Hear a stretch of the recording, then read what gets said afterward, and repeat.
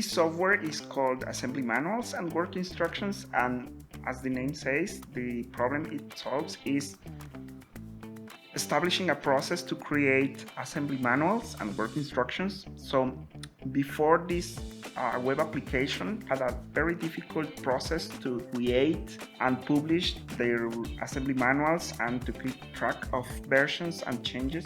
So we created this web application to have a central place where they can store and document all the changes they do on the assembly manuals and the work instructions.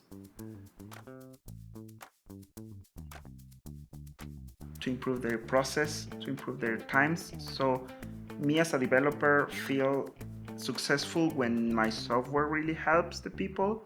So that's my first expectation, that it really helps them.